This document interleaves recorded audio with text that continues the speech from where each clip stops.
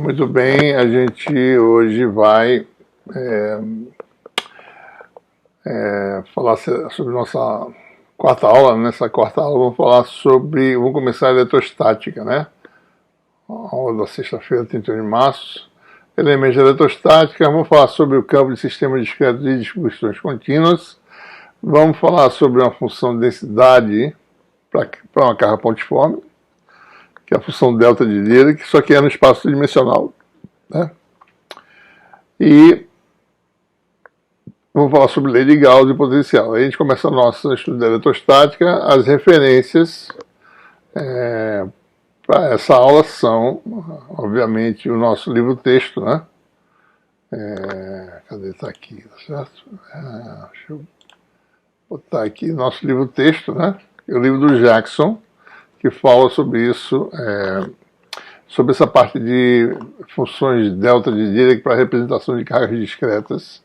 Então aqui estão as referências, né? Tratado de eletromagnetismo, da editora Unicamp, tanto EPUB quanto versão impressa, e o Jackson, né, que fala sobre essa parte de função delta. A gente também trata um pouco sobre esse assunto lá no nosso capítulo 2, tá certo? O Jackson também, no capítulo 2 do Jackson, tá certo? Muito bem.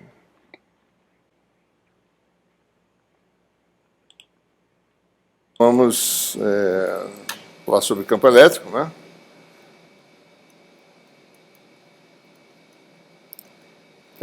Lei de Gauss e potencial elétrico. Parte inicial dessa parte eletrostática. Como toda teoria, né, você sempre tem uma lei fundamental experimental, e a lei fundamental você já conhece muito bem, que é a lei de Coulomb, né? Século XVIII, no final, tá certo? Coulomb desenvolveu um instrumento de alta precisão para medir força entre partículas carregadas, né? E a hipótese é que essas partículas tinham dimensão pequena em relação à distância de separação, por isso são chamadas de cargas pontiformes ou partículas pontiformes. O que se observou com essa medida é que a força era proporcional à magnitude de cada carga, né, e variava inversamente com o quadrado da distância, né? Sabe-se que na natureza você tem carga de dois sinais, positivo e negativo. Tradicionalmente, o próton, que está no núcleo, recebeu a carga positiva e o elétron a carga negativa. Então, com esse experimento, você estabeleceu a lei da força. Basicamente é essa lei, né? Isso aqui é muito importante, né? Ao longo da linha de separação, né? E varia, são duas propriedades fundamentais, né, importantes, que vão dar certas propriedades importantes para o campo elétrico, né? O campo estático, ou seja, a hipótese é que as cargas estão fixas no espaço, né? É claro que se você soltar duas cargas, elas vão tentar se aproximar ou se afastar, né? A gente imagina que elas estão fixas no espaço. Como é que isso pode acontecer? Por exemplo, se você tem um condutor, injeta a carga no condutor, essas cargas se distribuem e atingem o equilíbrio estático, condutor isolado, certo? Você carrega o condutor e fica lá parado. Isso é uma possibilidade, né? Outra possibilidade é você ter a matéria em si, tá certo? Tem íons, né, positivos e negativos, cujas forças internas se equilibram e ficam num estado estacionário, né, com vibrações térmicas, etc., mas fica lá, certo? Então, a hipótese da gente inicial, né, em boa parte desse curso, é que as coisas são estáticas, né, as cargas estão fixas. Quando a carga variar no tempo, a gente vai ter campos dinâmicos que a gente vai modelar, certo? Bom, então, se você tem aí, já fazendo uso da nossa álgebra vetorial, né, sem perder muito tempo, se você define o sistema, a posição da carga 1 e 2, vetores de posição x1 e x2, né, então o que a lei de Coulomb estabelece é que a força é proporcional ao produto das cargas, está aqui em cima, né? Força que 1, por exemplo, exerce sobre 2, né? Carga 1 sobre a carga 2, é proporcional, tem uma questão de proporcionalidade, é inversamente proporcional ao quadrado da distância, que é esse módulo desse vetor, e a direção em sentido definida pelo versor, né, diferença sobre módulo, né? Esse é um versorzinho U aqui, certo? Então, se você escrever, quer dizer, Isso aqui vai ficar o vetor de diferença em cima e o módulo ao cubo embaixo, né? Lembrando que, no fundo, isso aqui não tem dimensão, né? Então, a lei é inverso quadrado da distância. Mas, quando você usa dessa forma, aparece um cubo aqui embaixo, certo? Tá? Essa constante de proporcionalidade no sistema CGS vale 1, né, que define o sistema de unidades, certo? E no sistema internacional, a carga é expressa em coulombs, né, e esse K vale 1 sobre 4πε0, e, na realidade, esse K vale 9 vezes 10 a nona, certo? Né? E aparece aqui um parâmetro embaixo, que é a permissividade elétrica do vácuo. O significado disso vai ficar mais claro quando a gente falar em meios isolantes, né? Eu vou falar de permissividade em geral, de polos elétricos, etc. Mas o que quer dizer é o seguinte, que isso é um fator, né, que dá a influência do meio de imersão, certo? Um par de cargas no vácuo interage com uma certa força. Se estiver no meio, por exemplo, dentro d'água, a força é diferente. A gente não está colocando isso aqui ainda porque a gente está tudo no vácuo, certo? Mas quem vai mudar aqui é esse parâmetro aqui, que vai enfraquecer um pouco a força, né? Esse epsilon vai ser maior, tá certo? Que apareceria aqui, né? No lugar disso aqui, 1 sobre 4πε0. Se você no meio que o epsilon é maior, algo que a gente vai falar com mais calma depois, certo? Então a força vai ser mais fraca, né? Então é um enfraquecimentozinho, certo? Porque o epsilon está no denominador, né? Mas no vácuo você tem um valor muito bem definido para a permissividade, que dá esse valor aqui, 8,854 × 10⁻12 farad por metro, né? E se você calcular isso, vai dar 9 vezes 10 a nona. Você pode calcular o epsilon zero também daqui, né? 1 sobre 36π, uma forma mais vezes 10 a menos 9, né? Certo? Farad por metro. Farad é a unidade de capacitância, né, por metro. É claro que isso aqui, se você olhar direito, né, eu posso olhar aqui que epsilon zero tem unidade de... se você olhar para cá, isso aqui não tem dimensão, tá? Então, o epsilon tem dimensão. Se você olhar para cá, a dimensão do epsilon é a dimensão de coulomb ao quadrado por metro quadrado, Newton. Né? Aqui tem uma mistura de carga com coisa mecânica, que é Newton, e comprimento. Né? Isso aqui é o farad por metro, certo? Tá bom? Então, o farad tem a ver com carga, né? Newton tem a ver também com trabalho.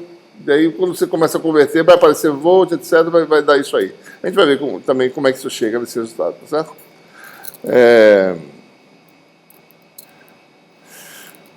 Bom, e um conceito fundamental e importante a se definir é o conceito de campo elétrico, né? Ou seja, o que a gente faz? Bom, se você tem aí uma carga, comecemos com uma carga Q, num ponto X', Então tem o conceito de campo elétrico. Você mede a força numa carga de teste. Aí pode ser que essa carga é tão pequena, de tão pequena magnitude, que ela pouco influencia o campo existente, devido a essa carga aqui, ou um grupo de cargas. Então, se você pegar a força e dividir pela carga, você tem o que a gente chama de campo elétrico. Né? Então, se você tem, de forma mais geral, né, um grupo de cargas discretas formando um sistema, né, esse grupo agindo sobre uma carga de teste QT, né? Então, olha isso aqui como sistema, tá certo? Produz uma força elétrica F, né? Então, se eu calculo essa força desse grupo, né, por superposição de expressões desse tipo aqui, tá certo? Então, se você tem aí a iésima carga é QI, a posição dela é XI, né?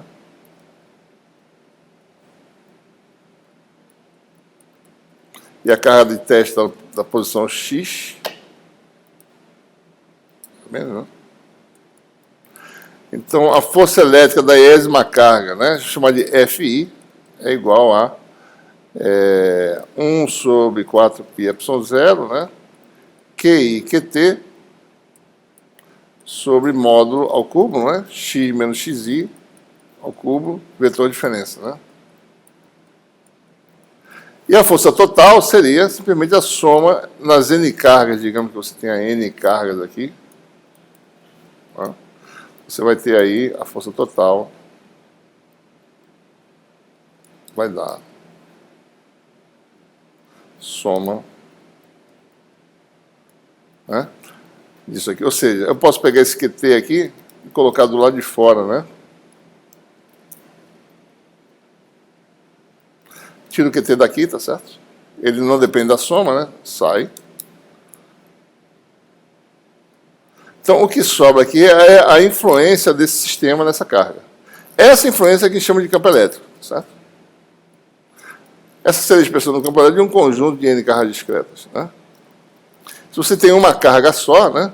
Uma carga e uma carga de teste, então o campo elétrico vai ser, né, chamado de x' e x, né? O campo elétrico vai ser a força sobre essa carga dividido pela carga. Vai ser 1 sobre 4πε0 que x menos x' ao cubo, x menos x'. Então, sempre assim, tá certo? A forma vetorial é sempre essa, né? Então, o campo elétrico, do jeito que ele está definido, sendo força por unidade de carga, é medida em Newton por Coulomb, que no sistema internacional isso aqui vai dar a grandeza volts por metro, né? Certo? Então, isso é campo elétrico. A gente está passando isso mais ou menos rápido, porque esses são conceitos que a gente já sabe, só está dando uma passada rápida para a gente já chegar nas propriedades do campo. Então, força elétrica, campo é essa região de influência. Você tem um conjunto de cargas, cria uma região de influência que, se alguém passar por perto, sente essa influência. De que forma? É acelerado ou puxado para o sistema de cargas, certo?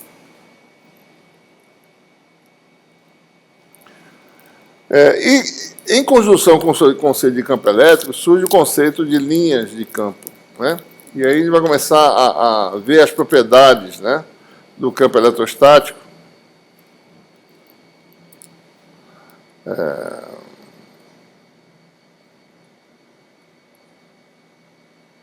Olhando assim essas configurações. Exemplo.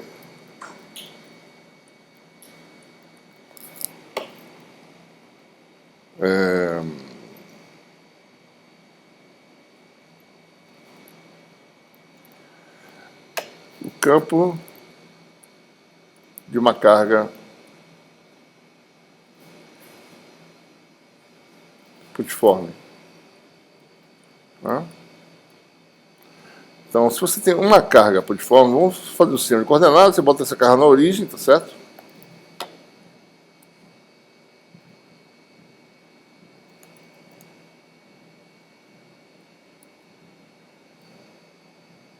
Bota a carga na origem, tá?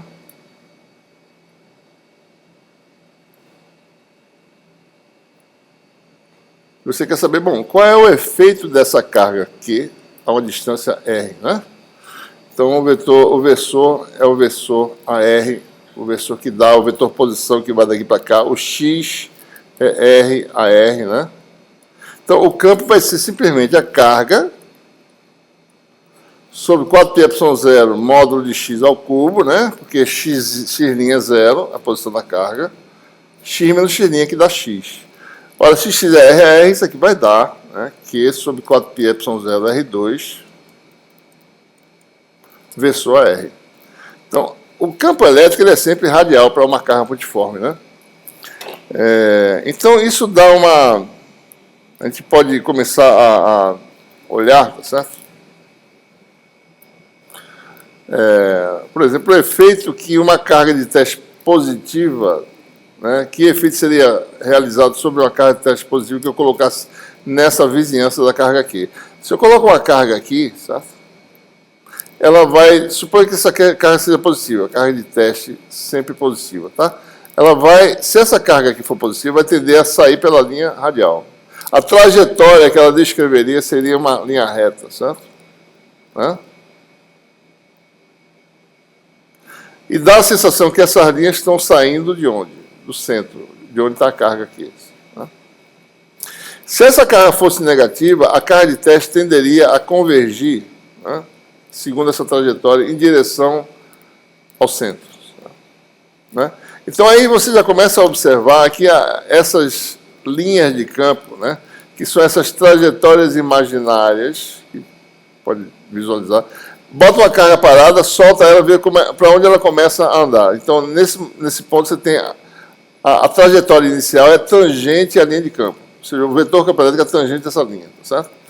Então, a gente começa a ver que as linhas de campo parecem ou surgir, né, de um ponto, ou divergir de um ponto, ou sumir nesse ponto, ou desaparecer nesse ponto. É claro que esse sistema fica mais complexo, né, e a gente pode, inclusive, plotar essas linhas de campo, tá certo?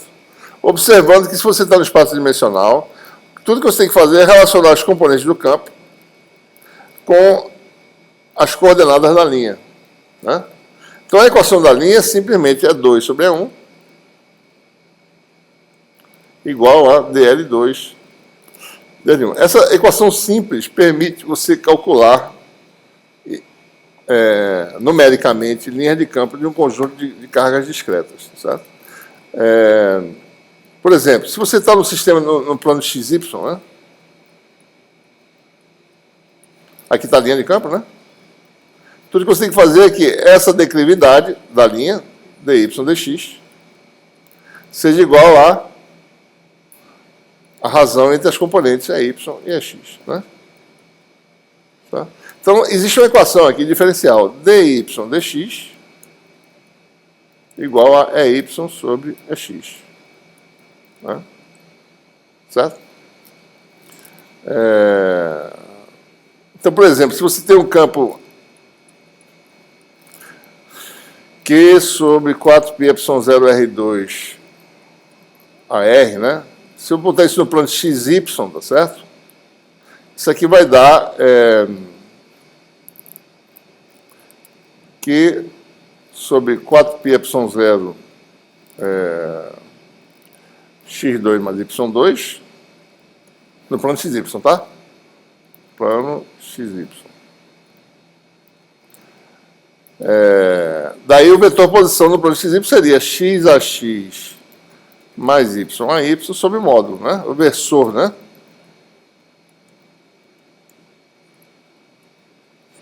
Certo? Se eu calcular a razão é y sobre x, vai dar o quê?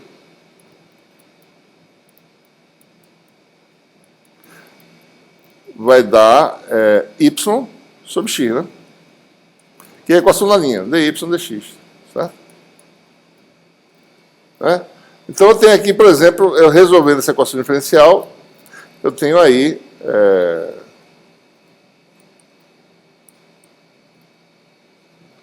a equação da linha, né? Se eu começar num ponto de coordenadas x0, y0, e integrar essa expressão, isso aqui vai dar a integral de y0 até y dy sobre y, igual a integral de x0 até x dx sobre x. Isso aqui dá o logaritmo, né?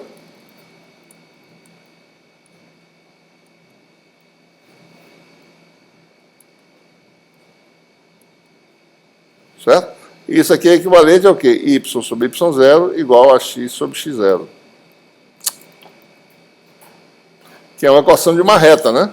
Y igual a y0 sobre x0, x. Em x igual a x0 e y igual a y0. É uma reta. Certo? Então, por exemplo, se eu estou no espaço, no plano xy, se eu estou nesse plano x0 e y0, né, é uma reta que passa nesse ponto e vai até a origem. Tá certo? A outra linha de campo que começa nesse ponto é uma linha que passa por aqui e vai até a origem. Então, são linhas radiais. Solução desse problema aí, né? As linhas de campo são linhas radiais. Tá? Só que o problema fica mais complicado se você tem conjuntos de cargas, tá certo? Então, você tem aí, por exemplo, um par de cargas. Então, nesse ponto, o campo elétrico vai ser... Suponha que você tenha cargas iguais, sinais opostos, né? Então, nesse ponto aqui, a distância é maior, o campo dessa carga é mais fraco, digamos assim. Esse campo é mais forte, puxa para cá. A resultante dá algo assim, né? Certo? Se eu estiver bem próximo dessa carga, o campo é praticamente dominado por essa linha aqui. Tá certo? Se eu estiver aqui, praticamente, né, é o campo dessa carga com um efeito desprezível dessa, né? Então vai dar mais ou menos radial. Se você juntar tudo, vai dar o quê? Você vai ter aí algo assim, certo? Tá? Então, observe, nesse caso é mais difícil calcular essa equação diferencial, né? Eu teria dy dx igual a EY sobre AX, só que agora EY e EX são funções de x e y e você não tem um cancelamento como tive agora há pouco. E aí eu tenho que resolver isso aqui numericamente, né? Certo? Tem que resolver integral y igual a y0 mais integral, né, de x0 até x de EY sobre x dy, né? dx, certo? E nesse caso, isso aqui depende do ponto xy. Então, só numericamente, certo? Eu faço iterativamente, né? Então, você vai yk mais 1 é igual a yk, mas você discretiza isso aqui para um valor de y, de x, delta x, é y de xk, yk, sobre a x de xk, yk, delta x. Você estabelece um valor infinitesimal para delta x, discretiza o seu domínio, tá certo? E resolve numericamente. E você, se a equação de diferença, você gera, então, um conjunto, né, de pontos, né? xk mais 1 igual a xk mais delta xk. Começa no ponto inicial, tá certo? x0, y0, e vai incrementando, e você gera um conjunto de pontos, uma matriz x, tá certo? Tem todos os valores, né, de x0, x1, etc., até xn, tá certo? E uma matriz y, né? Estou botando assim, horizontal, tá certo? Calculado usando essa fórmula aqui, né? Esse conjunto de pontos, você plota esse ponto, você tem. O que você faz? Você está no domínio, tá certo? Um conjunto de cargas qualquer, né? Resolve esse sistema. Bom, deixa eu começar aqui nesse ponto, um determinado ponto no domínio. Vai seguindo a linha, vai ver para onde ela vai, tá certo? Você calcula numericamente. Basta você iniciar com um ponto x0, y0. E com essa equação de diferença, né, você vai... Quer dizer, isso aqui é fácil, né? Isso aqui você calculando o campo elétrico, que você sabe as fórmulas no ponto anterior, certo?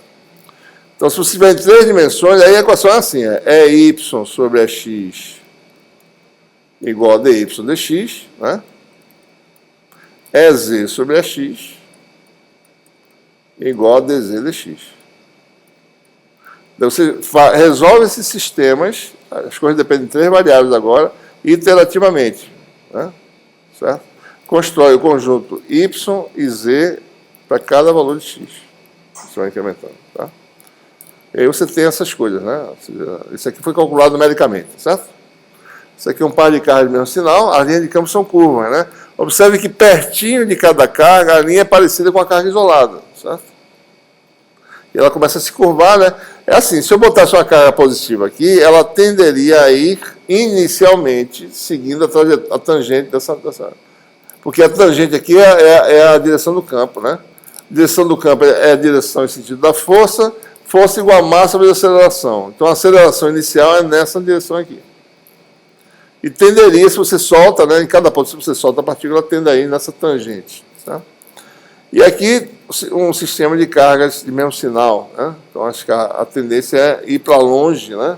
Ou ser puxada, dependendo do sinal. Se você botar a carga positiva, se essas cargas são positivas, vai ser empurrada para longe do sistema. Tá? Né? E você tem também aí situações mais complicadas. Bom, no espaço tridimensional, você tem essas linhas no espaço 3D, né? As linhas são todas convergindo para o ponto. E se você tem situações mais complexas, né? Você tem assim, por exemplo, no espaço tridimensional, como é que seria? Isso aqui tudo calculado numericamente, certo? Resolvendo as equações diferenciais que eu falei para vocês. Né?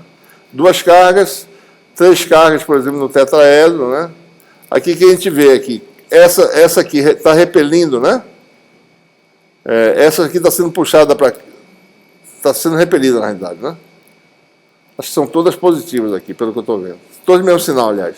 As linhas estão sendo repelidas, né? E aqui elas têm uma de sinal diferente, né? Ó, a repulsão aqui dessas aqui, tá certo? Mas essa aqui tem sinal oposto às demais. Então, essas linhas são puxadas para cá, né? Então, isso aqui é tudo calculado. Isso aqui são... esses gráficos são gráficos calculados, certo? Não são desenhos, não, né?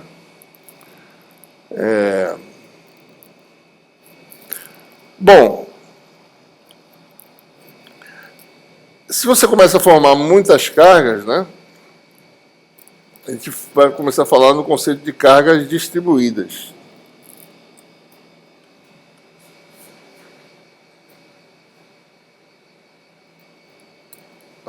Se você começa a ter muitas cargas, um objeto macroscópico tem muitas cargas, né?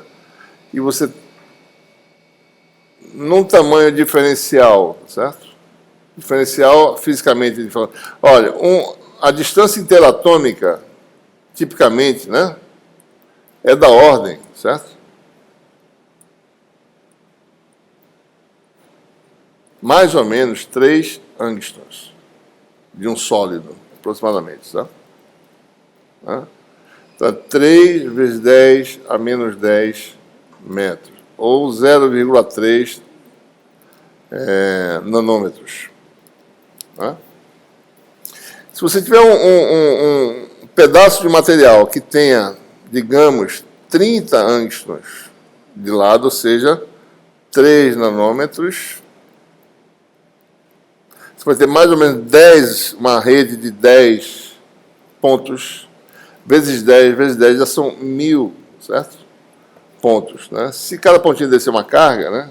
Então você num volume de 30 ao cubo, ou seja, de 27, né, nanômetros ao cubo, certo? Você já tem 1000 elementos de carga, tá certo?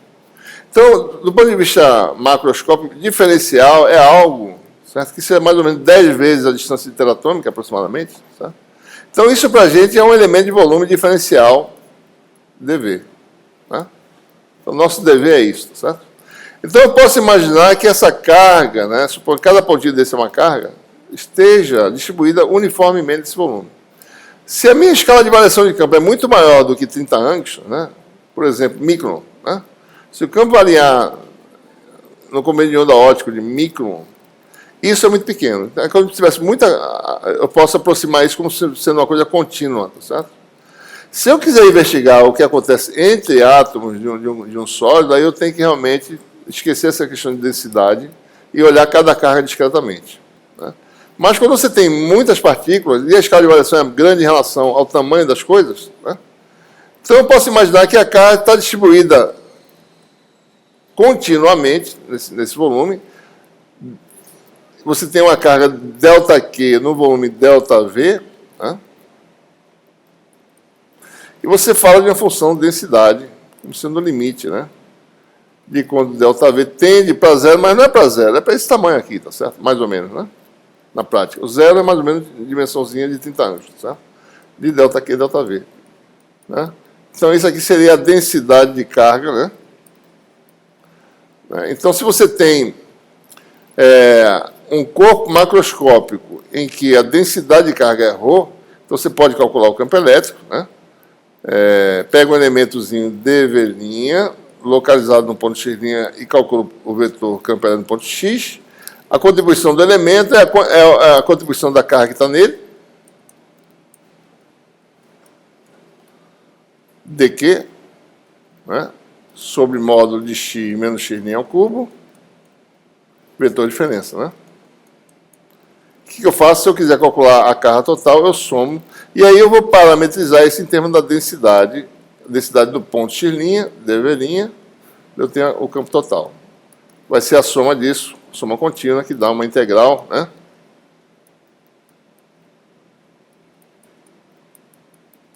E aí nós temos a expressão geral para calcular o campo de qualquer configuração de carga, né? Certo? Então, o campo de uma distribuição de carga vai dar mais ou menos essa expressão aí, né? Agora a gente sabe calcular o campo de qualquer distribuição, seja contínua ou discreta, né? Certo? É claro que em algumas situações, né, a gente vai usar a sua distribuição está numa folha, né? Certo? Então você tem aí uma área e não tem um volume, tá certo?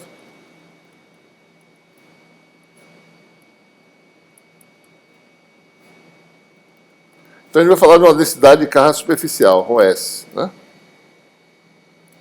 E aí a expressão é a mesma, né? Sempre, isso aqui vai dar dq, ρS d sigma, né? Então o campo vai ser integral de superfície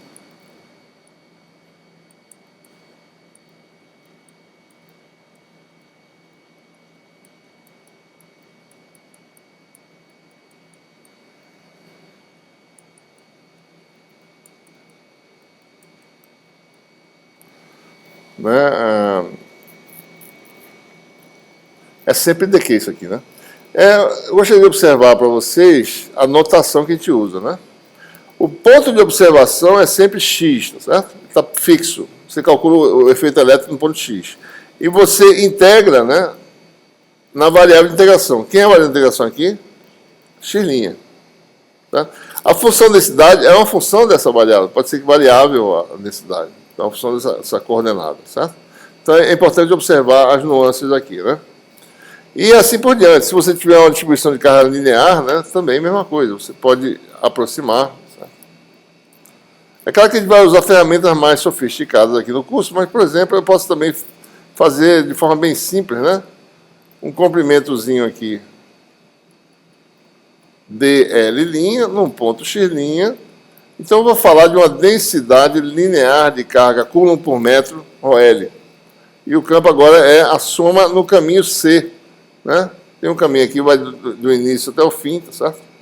Você define esse caminho, então você vai ter integral de linha, dl', ρL, de x', né? X menos x' sobre módulo ao cubo, né?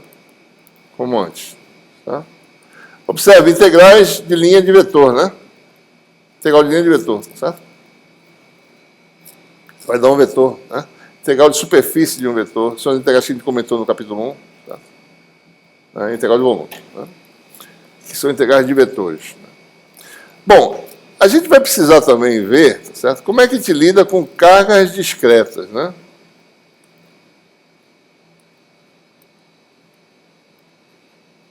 Ou outras cargas, ou superfície de carga, ou linhas de carga. A gente vai usar, tá certo? A gente quer saber uma função densidade que representa essas coisas. Uma carga discreta, que função densidade eu associaria a essa carga discreta, certo? Não. Ou seja, se eu tenho uma carga pontiforme, né, e rodeio e tento calcular, né, associar essa carga a uma densidade, bom, a densidade é uma função que vai ser o quê, né? A carga ocupa um volume zero, certo? Então você tem carga por unidade de volume que dá infinito. Né? Então a densidade é uma densidade que não é uma função tradicional. Mas o que eu sei? Eu sei que no volume ΔV a carga é ΔQ, né? Certo? Então se eu integrar em torno do ponto onde existe a carga, né, eu vou ter que a ΔQ é igual a Q no caso, né? A Q vai dar a integral dessa densidade dV', né? E a propriedade dessa função de densidade é a seguinte: a integral de ρ dV', né? Digamos que a carga está no ponto x, tá certo? Vou fazer assim, né? X' é a variável de integração, então eu integro, né, x' onde eu quiser. Isso aqui vai dar Q se x integral de volume, né, for interior ao volume de integração, ou seja, V. E vai dar zero se x for exterior.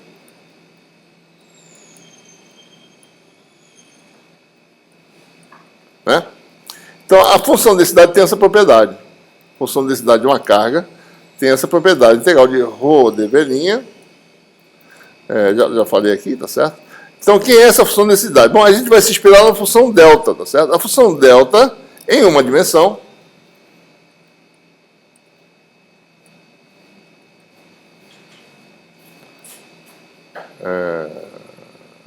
botar assim, ó, para ficar bem parecido. X' menos x, dx', né? Integral definida de x1 a x2. Qual é a propriedade da função delta, né? Isso aqui dá quanto? Bom, isso aqui vai dar 1 se x estiver no intervalo entre x1 e x2. Vou botar menor aqui para não complicar a história, tá certo? E vai dar 0 caso contrário. Se estiver fora do intervalo, né? Ok? O que mais a gente sabe aqui? Olha, olhando agora em termos de dimensões do espaço geométrico, né? A dimensão da função delta, isso aqui dá um número, né? É o inverso do comprimento, certo? A dimensão linear da função delta linear é 1 sobre comprimento, certo? Aqui eu vou ter uma função parecida, né? Eu vou definir uma função parecida, função delta tridimensional, certo? Espaço 3D, né? Vou definir a função delta de x' menos x. O que essa função tem de propriedade? Bom, essa função ela é nula, né? Se x' é diferente de x, tá?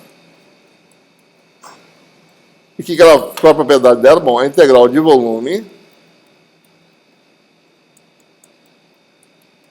vale quanto?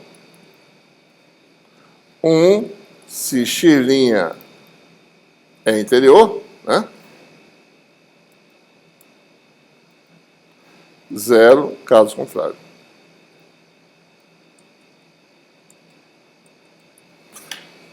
Qual a diferença dessa função delta 3D para a delta que eu acabei de falar? Uma diferença é que a dimensão física dessa delta, que tem como argumento a diferença de dois vetores, não é de dois escalares, dois vetores. Qual a dimensão física dela? 1 sobre volume. Então, a dimensão da função delta de argumento vetorial, tá certo? Vou botar assim, né? É 1 sobre L3. Tá? Então, eu posso muito bem representar uma carga discreta por uma função de densidade simplesmente do tipo ρ de x igual a Q delta de x, né? Com unidade de metro cúbico. Se eu integrar em torno do volume que contém a carga, vai dar Q, certo?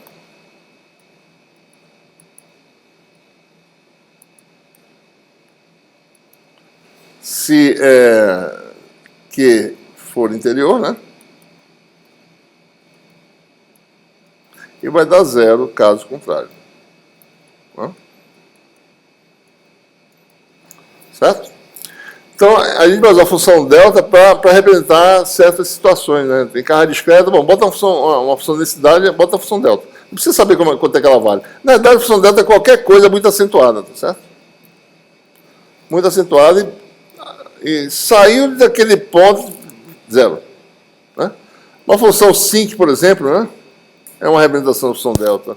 Uma função gaussiana concentrada é uma representação da função delta. Qualquer função. O que importa em todas elas é que a integral em torno do ponto que ela é concentrada dá um valor bem definido. É só isso que importa. Né? Como ela é, não tem muita importância.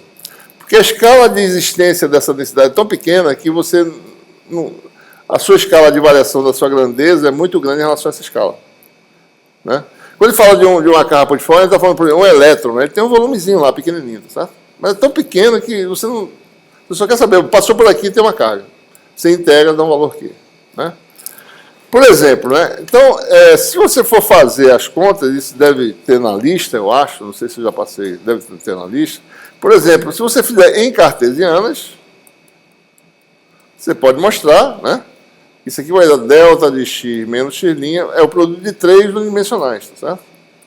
Não é difícil mostrar, né? Porque se fizer a integral de volume, né?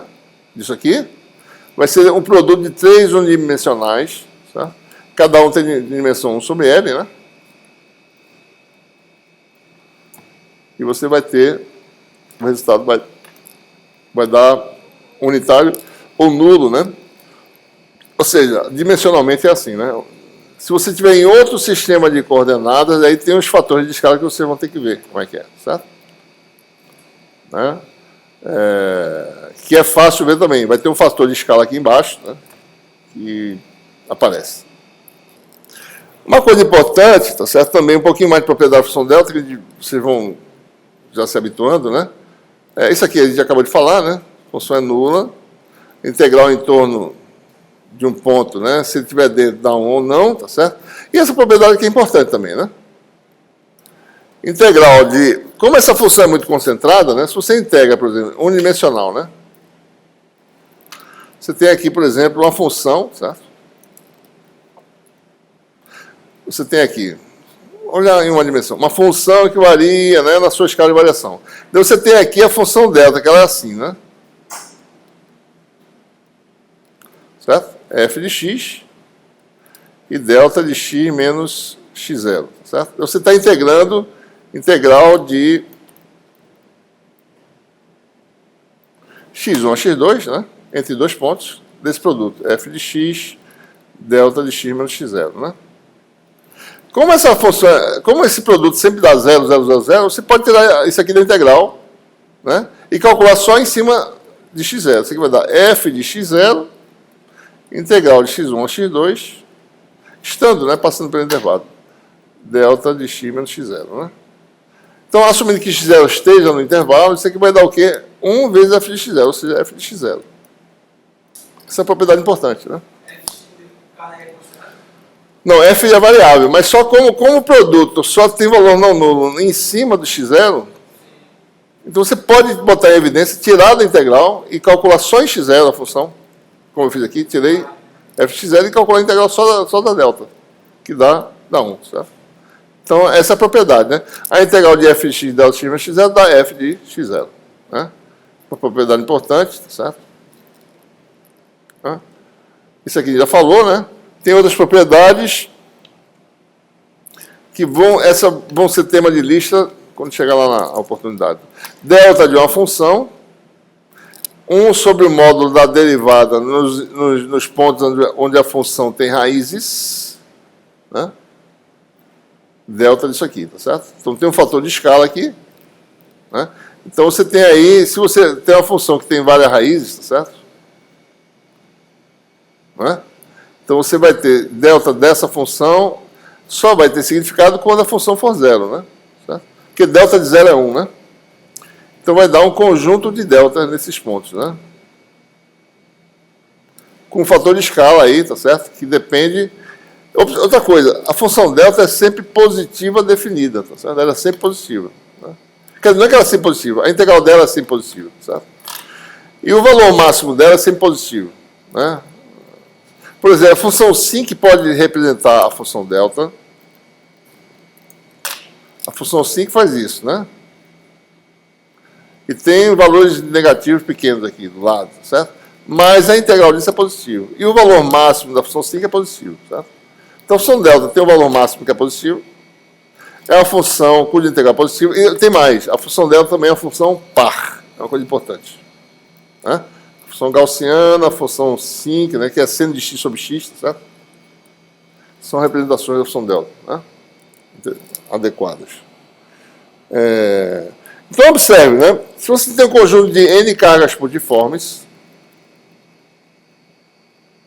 né? Essas cargas estão nas coordenadas xi, a gente pode representar esse conjunto por uma função de densidade. Como é que seria a função de densidade? Algo assim, né? QI delta de x menos xi. Né? Porque se eu integrar, né, você tem um conjunto de cargas, certo?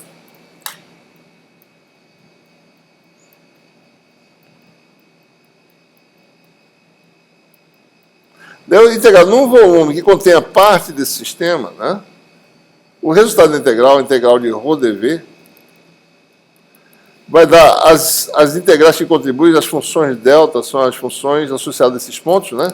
Vai dar a soma das cargas interiores, né?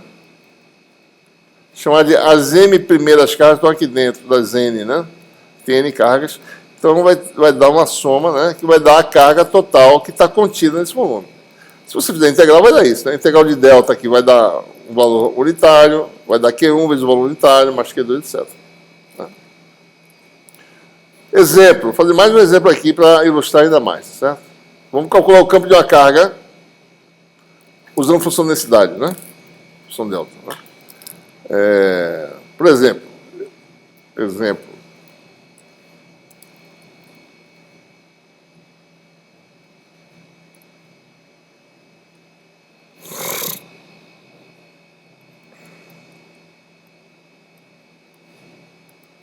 suponha que você tem uma carga no ponto x0, vale Q, né? Vale Q. Qual é o campo dessa carga no ponto x, né? Bom, o que eu vou fazer? Bom, usando função densidade, a densidade dessa carga é ρ, né? Então, usando a expressãozinha E no ponto x, vai ser integral em todo o meu volume de cargas, quer dizer, em todo o espaço, certo? Onde tiver carga, integral no volume, dv', ρ de x', tá? X é o ponto de observação, tá, pessoal? X' é a variável de integração nessa integral aqui. X0 é a posição da carga, tá? Vai ficar sobre 4πε0 x menos x' ao cubo dv'. Bom, a função densidade associada a essa carga qual é? É ρ igual a Q delta de quem? X menos x0. Né? Ou seja, ρ de x é dado por isso. ρ de x' é dado por quem? Q delta de x' menos x0. Mudei x por x'. Eu jogo aqui dentro. Tem então a integral, né?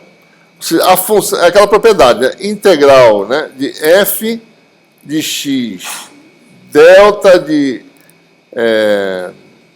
chama de x0, desculpa, f de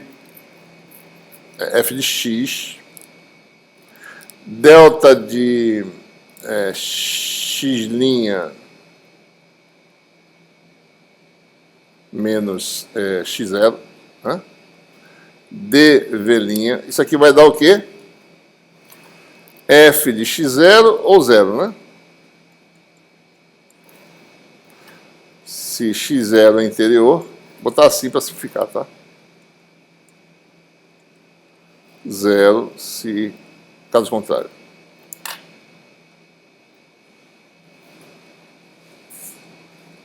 Tá? Então, quando eu faço essa integral, isso aqui vai dar f de x0. Tá? Mesma coisa aqui, né? Integral de delta de x' menos x0, certo? Vai dar essa função aqui, ó, que é 1 sobre 4π. Está faltando uma coisa em cima aqui, né, pessoal? Tem um termo aqui em cima. X menos x'. Tá? O campo elétrico está aqui, é essa função f de essa função aqui, certo? Quando eu integrar a função Q delta de x' menos x0, vai dar essa função aqui no ponto x' igual a x0. Certo? E a integral de ρdv vai dar Q. Por quê? Porque eu estou integrando todo o espaço. Numa região ilimitada. Porque eu estou pegando todas as cargas. Certo? Porque eu quero a contribuição do campo de todas as cargas que estão no sistema. Só tem uma carga. Eu integro em todo o espaço até eu achar a carga, daí eu integro. Então, isso aqui vai dar Q. Já deu a integral da função delta, deu Q, tá certo? Aí ficou x menos x' aonde? Em x0. X menos x0, 4πε0 módulo ao cubo. Como deveria ser. Usando a função delta. Certo? Muito bem. Bom,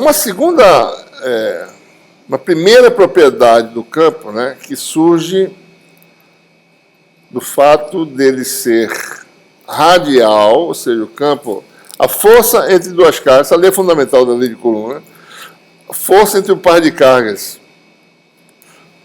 atua na linha de ação, primeira propriedade importante, não atua de forma ortogonal à linha de ação, nem de outro jeito, na linha de ação e inversamente proporcional ao quadrado da distância. Duas propriedades, certo? Essas duas propriedades já vão nos dar uma primeira relação importante, que é a lei de Gauss. E aí a gente define no vácuo, né, o vetor deslocamento elétrico, o vetor densidade de fluxo elétrico no vácuo. Por enquanto, é a definição específica. A gente vai generalizar depois, né, como sendo simplesmente uma réplica do campo elétrico. Se vocês forem olhar, a unidade de D é Coulomb por metro quadrado. Né? Usar D vai facilitar muitas coisas, porque o ε0 começa a não aparecer em muitas expressões. Certo? Bom, esse vetor é chamado vetor densidade de fluxo elétrico. Densidade de fluxo. Ou vetor deslocamento elétrico. Então, se ele é densidade de fluxo, é porque tem uma grandeza chamada fluxo elétrico, né, que tem uma propriedade importante. Ele vai definir agora. O fluxo elétrico, se você tem uma superfície sigma, né? Digamos que o elemento de área seja d sigma, né? E você tem um conjunto de carga no espaço dimensional que produz um campo E, e junto com esse campo tem um vetor D, né? Aqui estão as linhas de D. Tá? Então, define-se o fluxo elétrico, se através dessa superfície sigma, como sendo simplesmente essa integral d sigma, através de sigma. Tá? Isso vai dar em quê? Né? Bom, Coulomb por metro quadrado, vezes metro quadrado, coulombs. Então, você tem se é coulombs, né, atravessando a superfície. Né? Certo? Tem uma propriedade importante, né? Não, a unidade do fluxo é a unidade de carga. Certo? Bom, e eu também posso definir o fluxo elétrico para o exterior de uma região limitada para uma superfície fechada sigma. E nesse caso, o fluxo elétrico vai ser integral fechada, né? De d sigma, né? Certo? Ou seja, existe campo elétrico, daí definimos um vetor D que é uma réplica do campo elétrico. Então existe uma propriedade fundamental que é a lei de Gauss. Consequência direta do fato do campo de uma carga pontiforme variar com o inverso do quadrado da distância e ser radial. Né? Ou, equivalentemente, a força entre duas cargas ser radial, ser na linha de ação, e variar com o quadrado da distância. Então, isso tem como consequência essa lei que simplesmente estabelece que o fluxo elétrico posterior de qualquer superfície fechada é a carga total envolvida. Propriedade fundamental. Carga total envolvida, a gente já vai estabelecer uma equação para isso, né? Mas isso aí, independentemente, qualquer que seja o formato da superfície. Isso aqui é interessante, né? Bom, como é que a gente mostra isso, né?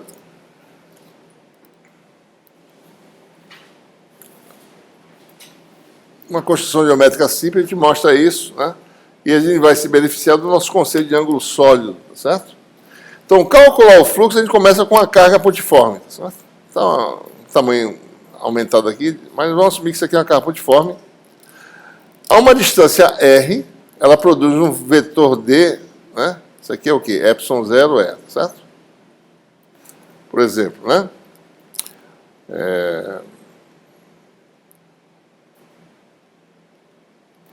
Uma carguinha, né? Produz na sua vizinhança um campo elétrico, né? Nós já sabemos que é Q sobre 4π ε0 R2 versor AR, né? O vetor de densidade de fluxo elétrico é simplesmente a mesma coisa sem o ε0. Q sobre 4π R2 AR, né? Carga por unidade de área, por metro quadrado, certo? Isso que chama de deslocamento. Então, você tem aqui Q, tá certo? é como se essa fluência aqui, a gente está dizendo já ali de Gauss, né? Fluxo aqui, é como se tivesse, né? É como se você tivesse equivalentemente essa carga aqui distribuída nessa área aqui, ó, 4πr2. Aumenta a área, a densidade é outra, certo? Você tem essa carga deslocando-se, né? Como se estivesse deslocando entre superfícies, tá certo? Por isso que chama de deslocamento elétrico, né? É como se eu tirasse a carga, colocasse carga distribuída no mesmo local, com essa densidade Q sobre 4πr2, eu teria o mesmo efeito elétrico. Então, é como se eu posso deslocar, certo? Essa carga, eu tenho esse deslocamento elétrico, né? É como se eu deslocasse. Esse é um ponto de vista, né? Certo? Então, o vetor D de uma carga de forma é Q sobre 4πr2, né? Opa, que é isso aqui? Né? Então, calcular o fluxo é calcular o produto escalar de D com D sigma, nesse ponto aqui, dessa nossa superfície, o D sigma está para cá. Tá? Você tem, então, você quer calcular o produto escalar de D sigma com D. Você sabe que D é Q sobre 4πr2 AR, né? Então fica isso, produto escalar com D sigma. Isso aqui é o quê? A projeção do elemento de área na direção radial.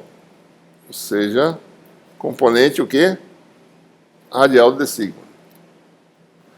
Quem é isso aqui que a gente fez lá no capítulo 1, lá no Revisão Matemática? R2 vezes quem?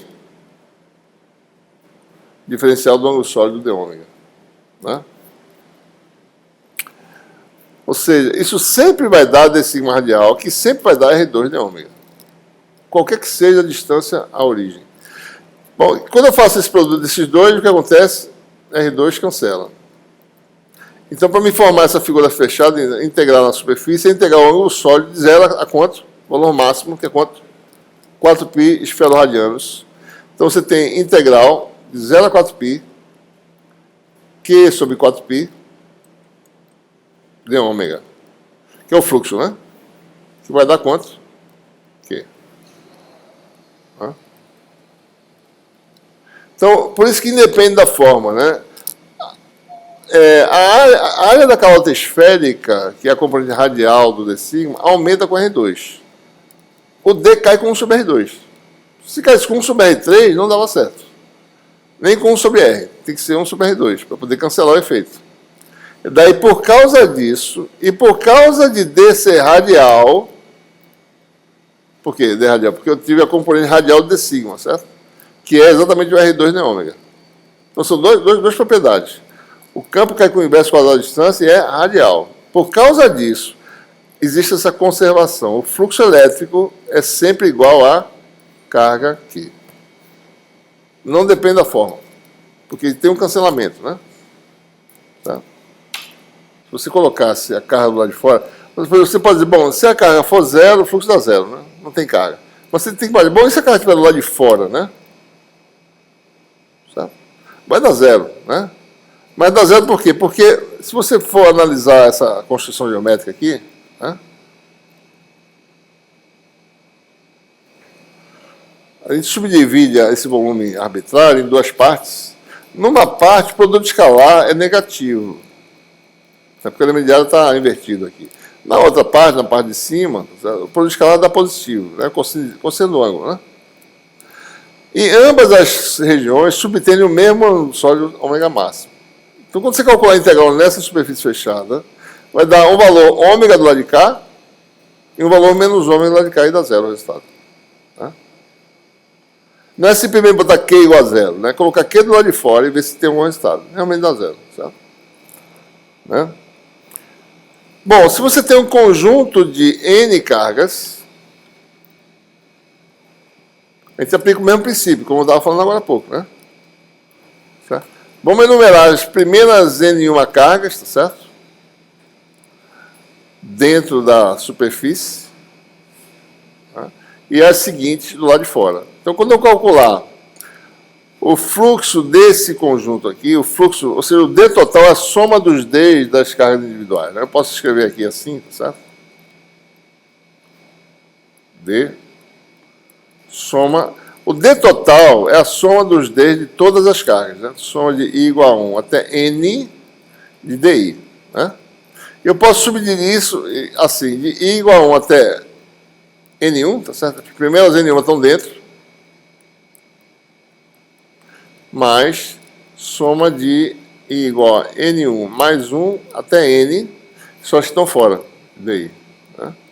Se eu calcular agora o fluxo, né, como superposição,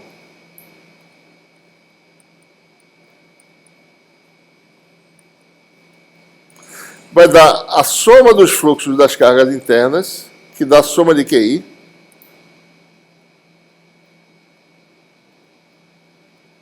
mais a soma dos fluxos das cargas externas, que dá 0. Né? Tá? Isso aqui vai dar a carga total envolvida pela superfície de integração sigma. Né? Certo? E prosseguindo, né? Se eu tenho agora um volume de carga, mesma coisa, né? A integral de superfície de D, o fluxo elétrico, é a carga envolvida por essa superfície. Se você for analisar, vai ter um volume de interseção, que é a integral de volume, tá certo? Ou seja, só né, generalizando, né? O fluxo elétrico para o exterior da região limitada por sigma, limita o volume V, é a integral no volume limitado por sigma da densidade de carga dV, né? Que dá a carga envolvida. Observe esse detalhe, tá? O volume de integração é isso aqui, né? A integral vai dar 0 em todos os pontos, menos no volume de interseção BINT. Tá? Mesma coisa se você tiver superfície de carga e linha de carga, né? Integral de volume, você integral do volume todinho, vai dar 0, 0, 0, daí vai dar só uma superfície aqui de interseção, que vai se reduzir a integral de ρS de sigma nessa superfície de interseção. Então, a carga envolvida vai dar, no fundo, isso aqui, ρS de sigma. Certo? Nesse exemplo aqui, a integral de volume vai se reduzir a integral de ρL dL nesse caminho de interseção, que vai daqui até aqui. Certo? Então, a integral de volume, que dá 0, 0, 0, 0, só não dá 0 no caminho, que você transforma nessa integral de linha. Né? Mas se quiser a integral de volume, tem resultado? Oi? Se quiser a integral de volume, resultado? Não, pode fazer. Usa a função delta, né? Representa isso aqui com função delta. Vai dar 0, 0, 0, ele só vai dar contribuição na superfície.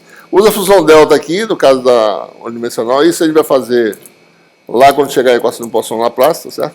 E você vai pegar essa parte aqui. Tá? Tá? Tá? Ok? Bom, tem um exemplo rápido que eu vou fazer aqui para vocês fazerem, tá certo? O cálculo do campo da esfera carregado uniformemente por duas formas. Ou por um método que chama de superposição, é o cálculo direto. Né?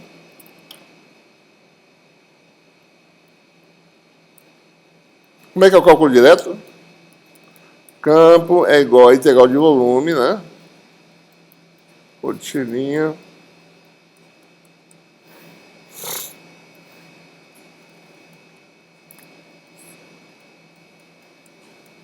Colocou. Certo? Então, eu posso calcular por superposição. A lei de Gauss também permite calcular campos. Em situações muito simples, tá certo? De alta simetria, né? Vai mostrar só a simplificação que a gente obtém usando a lei de Gauss. Vamos calcular primeiro por superposição. Nesse exemplo aqui, que você tem uma esfera uniformemente carregada com a densidade constante ρ0. Então, a região esférica, né, isso aqui é vácuo, né, permissividade dentro e fora é vácuo. Imagina que você tem um vácuo, pulveriza com carga o vácuo, você tem aquela distribuição, aquela poeira de carga no volume, tá certo? De raio A. Né? E vamos calcular o campo elétrico no espaço, ou dentro ou fora. Bom, vamos tomar o eixo Z e calculo o campo nesse ponto. Eu posso botar o eixo Z aqui, posso botar para cá, posso botar para cá, aonde eu quiser. Eu vou botar especificamente para cima, tá certo? Uma vez calculando esse ponto, eu posso generalizar o resultado para qualquer direção. Né? Bom, então, o que aparece na expressão é o que a gente precisa fazer, né?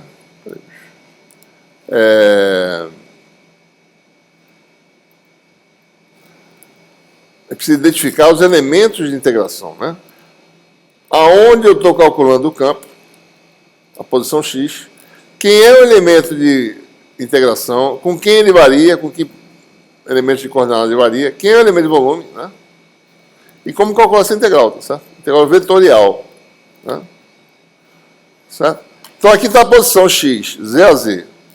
X' é um vetor variável, né? Em esférica seria, né? Esse linha sempre para lembrar que essas coisas são variáveis. No exemplo aqui, R', para varrer toda a esfera, eu tenho que variar R' de 0 a A. Θ tem que variar de 0 a π. E φ varia de 0 a 2π.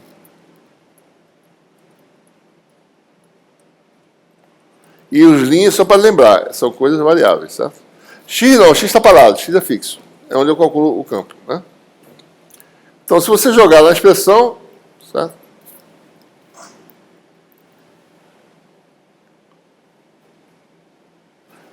A densidade é uniforme, quer dizer que a densidade é constante, sai da integral, né?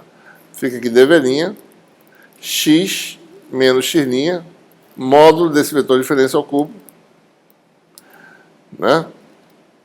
E elemento de volume aqui, em esféricas, isso aqui vale R' ao quadrado, dR', isto com isso é o d ômega', né? Só lembrando, tá certo? Ele vai ter que quebrar em 3 integrais, mas não vai dar para fazer integral no ângulo sólido, vai ter que quebrar realmente, né? Então, quando você faz isso, joga aqui, daí aparece R' ao quadrado, né? Seno de θ de θ, dφ. Aqui continua esse fator, certo? Lembrando que esse versor é variável. Então, para calcular essa integral, só tem um jeito: decompor nos versores da base cartesiana. Então, você tem que saber decompor, né? Seno, cosseno, seno, cosseno. Né? Esse vetor aqui, o módulo dele não é difícil de calcular, né? Aqui eu recomendo, antes de decompor, tentar calcular esse módulo aqui, né? Isso é feito, né? Ó, Z a Z menos R' a R', o módulo dele ao quadrado, certo? Só para... É o produto escalar dele com ele mesmo. Usa primeiro essa técnica, né, de calcular usando o produto escalar, vai dar Z2 mais R' ao quadrado menos 2 vezes o produto escalar dos dois, tá certo? Menos 2Z R'. Daí fica o produto escalar desses versores aqui, AZ com R'. E isso aqui é fácil, né, olhando para a figura. AZ, produto escalar com R' dá o cosseno de θ'. Né?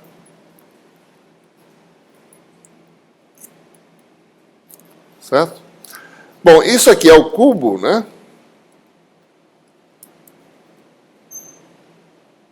Daí isso aqui elevado a 3 meios. Porque o módulo é isso elevado ao meio. O cubo dá 3 meios. Tá? Então, uma função de θ, né? Não é função de φ. Certo?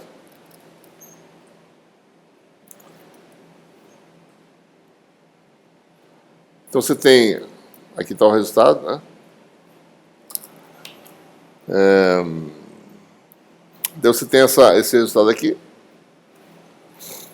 Bom, aqui eu já dei um pulo razoável, tá certo? Daqui para cá, né? Observe, né? Daqui para cá sumiu a integral em φ, né? Não tem mais integral em φ, tá certo? O que aconteceu aqui? O que aconteceu é o seguinte. Observe que ninguém aqui, isso aqui não depende de φ, tá certo? Isso não depende de φ. Isso não depende de φ. Só quem depende de φ é esse cara aqui, tá certo? Né? Depende de que forma? Bom, depende do cosseno de φ, do seno de φ. Quando você integra em φ, certo? Quem não depender de φ vai ser 2π vezes essa função, né?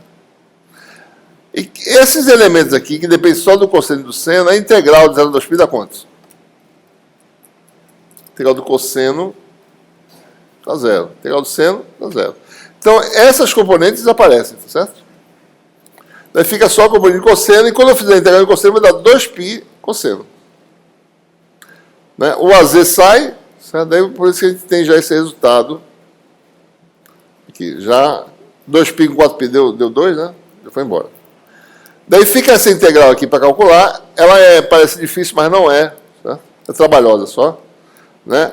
Observe que a derivada disso está aqui, ó. Certo? E isso aqui é uma réplica disso aqui. Né? É a mesma coisa, é parecido.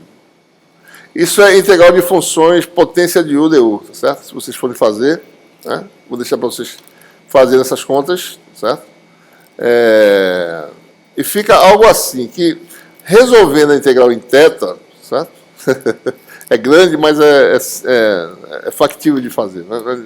O interessante é o seguinte, que o fato é que aparecem integrais, só para mostrar aqui, quando a gente parametriza, né, integrais de função raiz de U, tá certo? E raiz de U, quando aparece raiz de U ao quadrado, por exemplo, né, quando você integra, certo? Vai ter quadrado perfeito aqui, vai ter um termo ao quadrado, raiz quadrada. Isso aqui, quando você calcular a raiz, tem que dar módulo, ou melhor, fazer assim. Vão aparecer coisas de raiz de alguma coisa ao quadrado. Quando você calcular isso aqui, tem que dar módulo do que está dentro, porque não tem nada negativo mudando de sinal aqui, tá certo? As coisas são positivas, né? As quantidades aqui.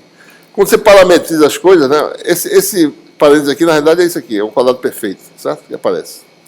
Então, o cuidado é esse. Quando você extrai raiz, tenha o cuidado de extrair a raiz corretamente e não botar o sinal, né? Garantir que o sinal não mude de sinal. Né? Então, esse é o detalhe importante nesse cálculo. Bom, e quando a gente faz isso, por causa da função módulo, o comportamento do integrando ele muda dependendo da relação entre a variável de integração e a posição onde você observa. Né? Se R' for menor que Z, R' é variável de integração radial. Z é a coordenada do ponto onde você observa o campo. Se R' for menor que Z, esse resultado dá 4R'. Certo? O integrando lá. Certo? Você, na realidade, aqui eu vou fazer o seguinte. Isso aqui é chamar de isso aqui F de R'. Né? Certo? É isso aqui. Né? F de R'. Então, essa função aqui, por causa desses módulos, tá certo? Tem esse comportamento. Ela vale 4R' para R' menor que Z e vale 0 para R' maior que Z. Tá? Então, quando você for integrar, você tem que tomar o cuidado, né? Ou seja, deixa eu fazer aqui a esfera, tá certo? E aqui está o eixo Z, né? Bom, se você está do lado de fora, né? Z é positivo nessa nossa definição. Então, Z é maior do que A, certo? Que é o raio da esfera. E, por sua vez, a R' só vai de 0, né, até A. Então, se Z está do lado de fora, né, R' é sempre menor do que Z, certo? Se Z está dentro, vai ter um momento que a R' vai de 0 a Z, depois passa de Z e vai adiante. Enquanto eu estiver de 0 a Z, eu tenho um valor 4R' lá. Se eu passar de Z, dá 0. Tá? Então, quando eu for integrar, eu tenho que tomar esse cuidado. Então, a integral sempre vai dar a integral de 0. Isso aqui está meio errado, né?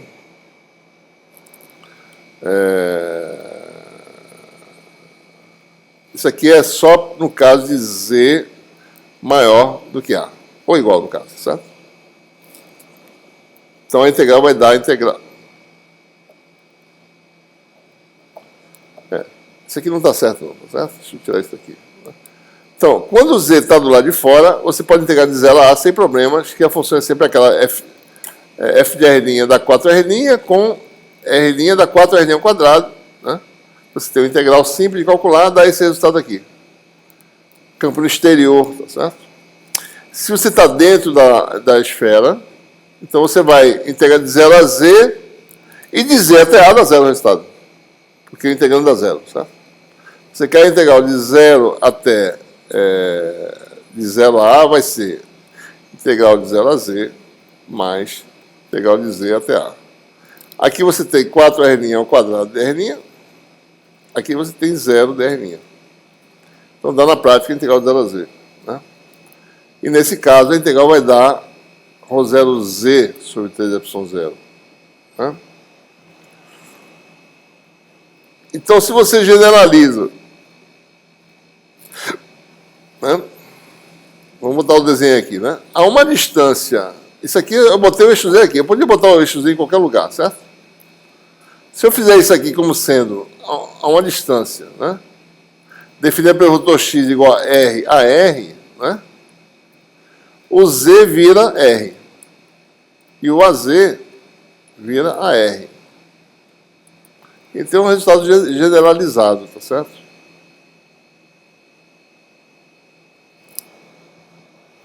Né? Dentro, o campo aumenta com R, até o valor máximo em R igual a A. Saiu do lado de fora, o campo cai com o inverso quadrado da distância, né? Do exterior. Certo? Né? Então o campo faz algo assim, né? Deixa eu ver o gráfico, né? O campo aumenta dentro, é zero no centro, né? Aumenta, chega ao valor máximo, 0A sobre 3y0 e cai. E é contínuo, né? Você se emenda aqui continuamente, certo? Né? Então, imagine isso como sendo um elétron. Um elétron, uma esferazinha, né? De raio A, né? A densidade de carga de um elétron é muito alta, né? Mas não é exatamente, né? Você pode imaginar que ele tem um tamanho, tá certo? Que o efeito elétrico é muito forte bem perto dele, mas o efeito elétrico vai cair para zero no centro, tá certo? Tá? Então as coisas não têm dimensão zero, as coisas têm tamanho, e no fundo, não tem nada infinito, né? Porque o campo de uma carga pontiforme, certo? É 1 sobre R2, né? R igual a zero não é um campo infinito, certo? Mas não é infinito, ele é muito forte. Porque se você entrar na carga, onde quer que seja, nessa carga pontiforme de tamanho infinito, o campo vai reduzir para zero no centro. Né? Vai ser muito forte na superfície. Tá? Né? Então esse é o resultado que a gente obtém usando superposição. Você vê que dá um trabalho danado, calcular essa integral. Se a gente olhar com mais detalhe, a gente vai ver que o campo pode ser escrito como sendo a carga envolvida sobre 4πε0 R2. Né? Observe, né? Aqui nós temos a nossa esfera de carga, né? Mais ou menos. Tá? Se eu calcular o campo a uma distância R da origem, eu posso calcular esse campo tirando toda a carga que estiver lá de fora. O campo aqui vai ser a carga envolvida, que é ρ0 vezes 4/3 de πr3, que é o raio da esfera, sobre, né, 4πr2. ε0, né? Isso aqui vai dar o quê? ρ0r sobre 3ε0 sobre 3ε0, né? Certo? Linear, né? Então, se eu pego a carga envolvida, a carga total dá isso, divide 4πr2ε0, vai dar o campo que é linear. Né? Se eu estiver do lado de fora, a carga envolvida é sempre igual a ρ0 vezes 4/3 de π a 3. Fica a 3 sobre R2. Né? Certo? Então o campo é sempre dado por essa expressão aqui. É claro que isso é previsão direta da lei de Gauss. Né? Se eu calcular pela lei de Gauss, daí eu tenho que observar, né? Para que eu soubesse a lei de Gauss e quisesse calcular o campo, né? Usando o vetor D, né?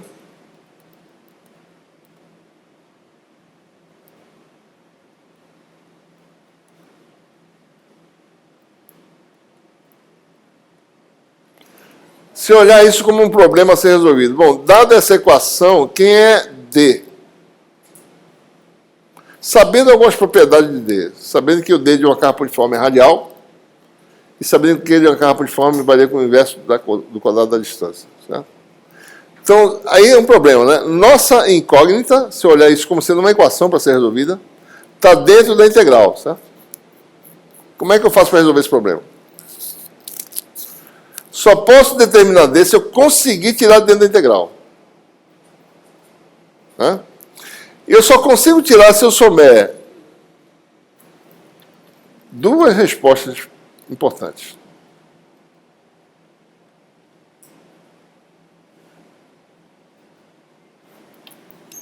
Né? A equação é essa. Usando a lei de Gauss, é resolver essa equação para D.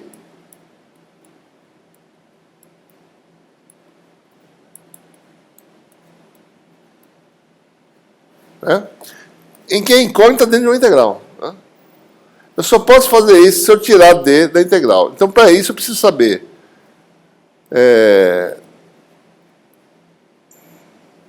D depende de, ou seja, melhor ainda, cada componente de D, ou melhor ainda, que componentes de D estão presentes?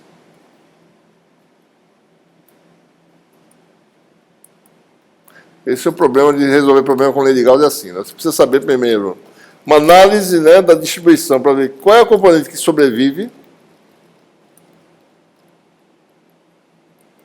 Segunda pergunta é, descobrir os componentes, de que coordenadas cada componente depende?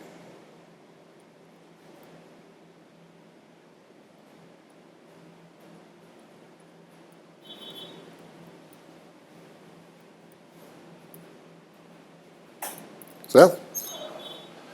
Se a resposta for D só tem uma componente e depende só de uma coordenada, daí você pode resolver essa equação, tá certo? Se depende de mais de uma, pode esquecer, não vai conseguir resolver. Porque você precisa achar uma superfície em que a projeção de D na direção normal seja constante. Se for uma superfície maluca, depende de duas coordenadas, quem é? Não sei. A incógnita é o próprio D, você não sabe quem é. Né? Mas se der para achar uma superfície gaussiana, né, em que o D seja projetado, seja constante, daí resolve. Né? Como é que a gente faz isso? Bom, componente de D, a gente usa o fato de cada carguinha pontiforme da distribuição, você quebrar em cargas discretas, né? Você sabe que o D é radial e varia com o inverso quadrado da distância. Isso é uma propriedade. E de que coordenada cada componente depende, daí você tem que fazer a operação de simetria. Pega a distribuição e vê se ela varia, se você fizer rotação e translação, se a distribuição muda com essas operações. Se ela não mudar, é porque não depende dessa coordenada da operação que você está fazendo. Certo? Vou fazer esse exemplo aqui simples, né? No caso da nossa esfera. Né? Observe que, primeiro, que componentes estão presentes, quebre a sua esfera em discos, cada disco em anéis, certo? Cada anel em par de cargas. Então a gente vai até, né, esse sistema. Ou seja, por exemplo, nessa direção eu quebro em discos ortogonais a essa direção onde eu quero determinar a componente de D. Se eu quisesse calcular aqui, eu fazia discos assim, ó, ortogonais a esse D. Eu fatiava a minha esfera em discos ortogonais à direção de D. Tá? Então eu peguei essa direção arbitrária, fatiei em discos ortogonais essa reta, quebrei cada disco em anéis e cada anel em par de cargas. Então o que acontece? Equidistante, né? Você sabe que varia com o inverso quadrado da distância. Então a contribuição de cada elemento de carga é a mesma, certo? Resultante está na direção ortogonal ao plano do disco. E quando você for recompor, você vai ter sempre essa mesma resultante. Que distância, que componente é essa? A radial. Descobrimos que tem uma componente. Certo? Então, agora, de quem essa componente depende?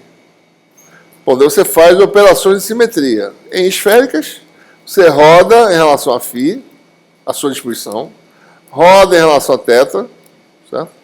São duas operações de rotação. Você vai ver que sua esfera não muda. Né? Então, isso aqui não depende nem de θ, nem de φ. Não depende dessas duas. Mas se eu ficar aqui e afastar a esfera de onde eu estou, isso aqui vai depender, vai mudar a configuração. Tá? Então, isso aqui depende só de R. O que a gente faz é pegar uma superfície gaussiana, né? Que seria o quê? Uma superfície esférica, ou dentro ou fora. Né? O d sigma se torna d sigma igual a R2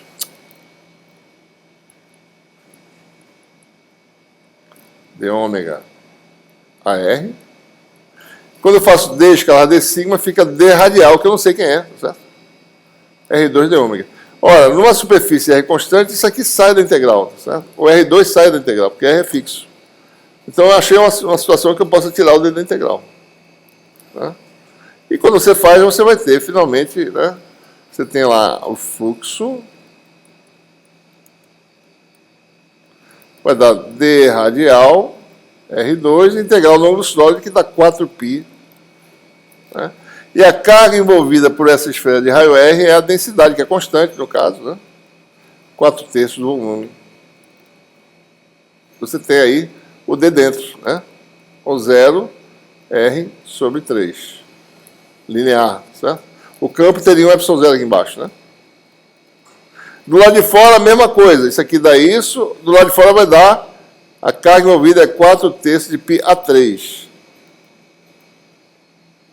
E você vai ter, então, o resultado. Rho0 A3 sobre 3R2. Tá? Lei de Gauss direto. Sem fazer toda aquela conta de integração por superposição. Muito mais simples. Tá? Muito bem. Vamos concluir, né?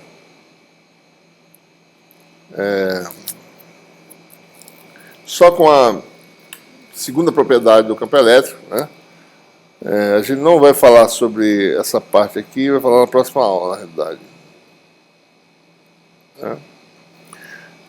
Só vai conceituar o potencial escalar. Deixa eu ver só uma coisa rapidinho aqui. Qual é a aula de hoje mesmo? Onde é que está, hein? Deixa eu ver só uma coisa rapidinho. Peraí. Onde é que está o cronograma, hein? Bom, já fechei, né? Tá aqui, ó. Ah, tá aqui, ó. Essa aqui tá. As outras também, não, as outras, esse aqui é o capítulo 1 do texto, né? Aqui é o capítulo 2, mas isso aqui é só um resumo dessa aula, certo? Tem aqui um resumo da aula. Você vai ver isso lá no capítulo 2, né? E no Jackson também a função delta, certo? Mas o Jackson vai voltar de novo a função delta depois. Não é agora que a gente vai falar.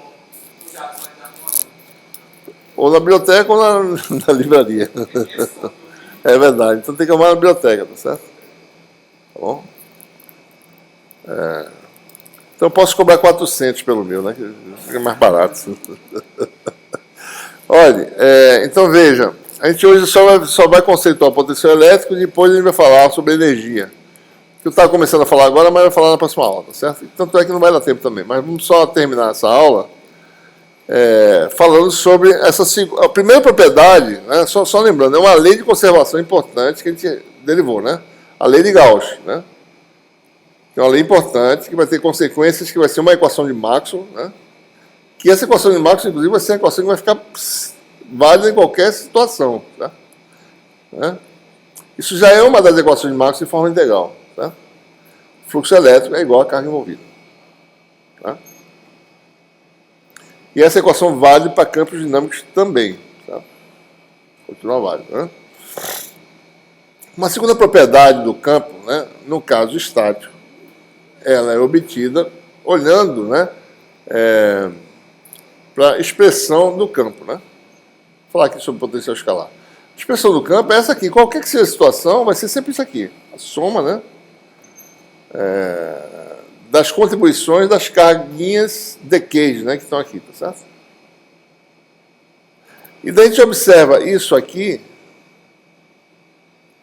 né, e lembra que o gradiente da função inversa, né, é o vetor unitário sobre o ao quadrado menos, né? Menos DDU, menos 1 sobre 2. Aliás, DDU dá menos 1 sobre 2.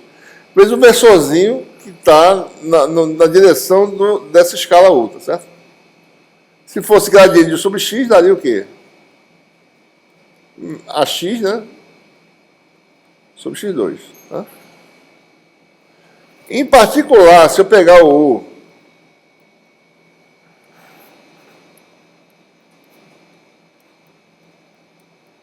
calcular isso aqui é U, tá? Vai dar 1 sobre o 2,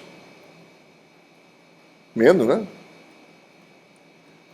O versor unitário, tá certo? Que é x sobre módulo de x.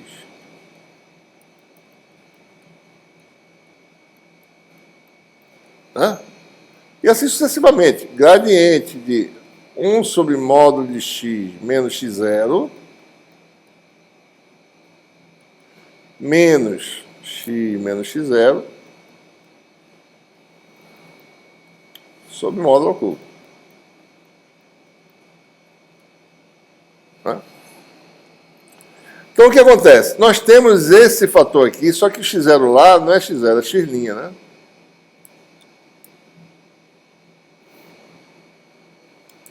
Nós temos lá no nosso integral um fator, que é esse fator cúbico aqui, né? Que a gente, o campo elétrico tem um fator vetor de diferença, módulo ao cubo. Aqui, ó. Isso é o quê? Menos o gradiente da função inversa. Como esse nabla só atua sobre x e a integração é em x', eu posso trocar a integração por derivação. Então, o nabla sai, troca a posição. Ele fica nabla, campo elétrico é menos o nabla, que foi o menos que veio daqui, né? Dessa integral. E essa integral é a integral de uma função escalar agora, certo? Que dá uma função da coordenada x. Né? A gente mostra, então, que o campo elétrico é menos o gradiente de uma função escalar. Podia chamar de mais aqui também, tá? Daí essa função escalar tinha um menos aqui dentro. Então eu boto o menos fora e chamo essa função de a integral de uma função escalar que a gente chama de potencial elétrico, né? Potencial associado à distribuição de carga é uma função escalar que, se eu calcular essa função escalar, eu calculo o campo elétrico como sendo menos o gradiente de φ. Tá? Segunda propriedade importante, tá? Também o fato do campo ser radial de uma carga pontiforme e variar com o inverso quadrado da distância. É mais fácil calcular o campo por ele. Depende, às vezes não, às vezes sim.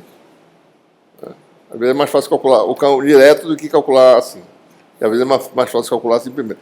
Mas, em geral, né, em teoria de campo, o que você faz? Você sempre define uma função intermediária fácil, calcula ela primeiro, que é o que a gente vai fazer, né?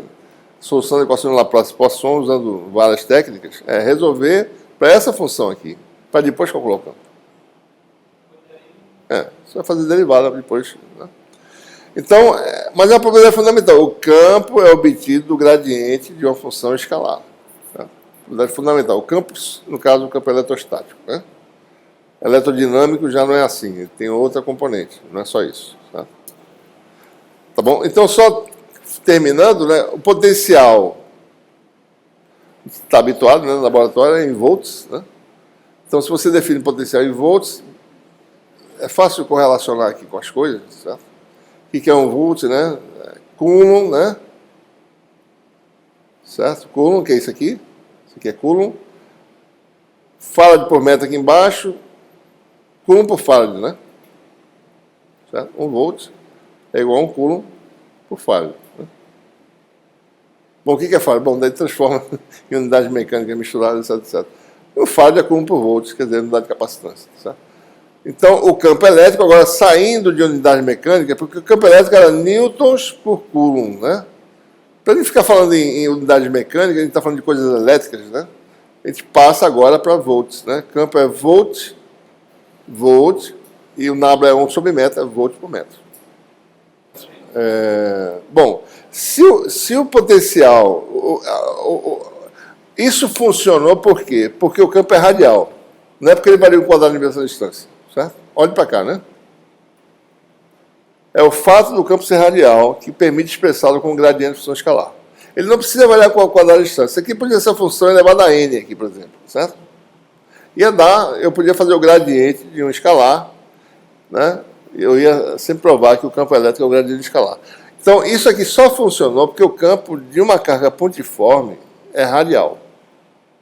Essa é a propriedade fundamental. E depende da distância, não depende de outra coisa também. Né? Se depender de outra coisa, aí fica complicado. Depende só da distância do ponto à carga. De que forma depende? Bom, de qualquer jeito. Se o campo fosse assim, ó, F de R a R, ainda dava a mesma coisa. Isso aqui é o gradiente de função escalar. Né? Se o campo de carga pontiforme, a função só da distância e é radial, né? Então eu posso provar que isso é o gradiente de função escalar. Né? É fácil calcular. Isso aqui é menos df, isso aqui é df, dr, AR, né? Só integrar f dá você a função g. Integral de f dr vai dar outra função. Né? Então, isso aqui, na realidade, é o gradiente de uma função escalar. Né? Então, não precisa ser inverso quadrado da distância, mas tem que ser radial, e essa componente radial depender só da variável radial. Não pode depender de θ, de φ, etc. Ok? Paramos por aqui.